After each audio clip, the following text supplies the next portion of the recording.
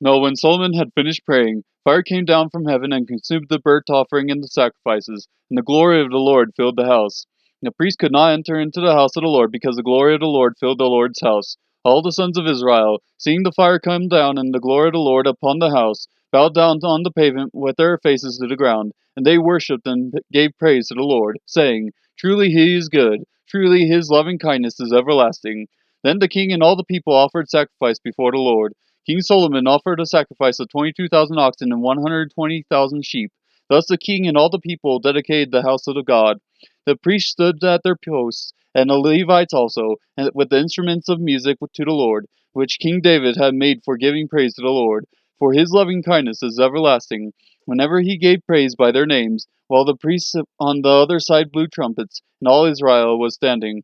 Then Solomon consecrated the middle of the court, and that was before the house of the Lord, for there he offered the burnt offerings and the fat of the peace offerings, because the bronze altar which Solomon had made was not able to contain the burnt offering, the grain offering, and the fat. So Solomon observed a feast at that time for 7 days, and all Israel with him, a very great assembly who came from the entrance of Hamath to the brook of Egypt. On the 8th day they had a solemn assembly. For the dedication of the altar they observed 7 days, and the feast 7 days.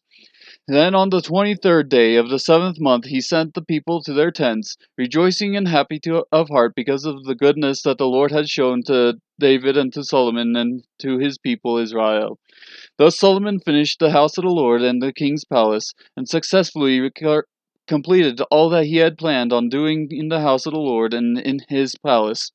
Then the Lord appeared to Solomon at night and said to him, I have heard your prayer and have chosen this place for myself as a house of sacrifice.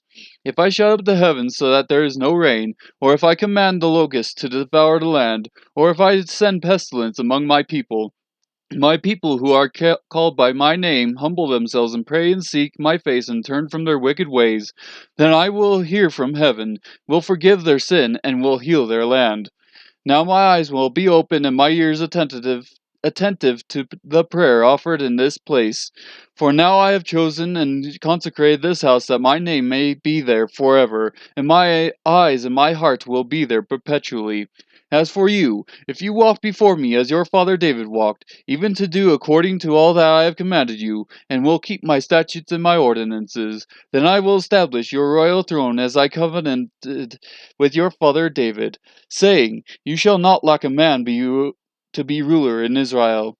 But if you turn away and forsake my statutes and my commandments which I have set before you, and go and serve other gods and worship them, then I will uproot from you from my land which I have given you, and this house which I have consecrated for my name I will cast out of my sight, and I will make it a proverb and a byword among all peoples.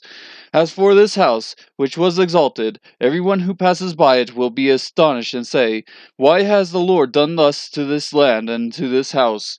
And they will say, Because they forsook the Lord, the God of their fathers, who brought them from the land of Egypt, and they adopted other gods and worshipped them and served them. Therefore he has brought all this adversity on them.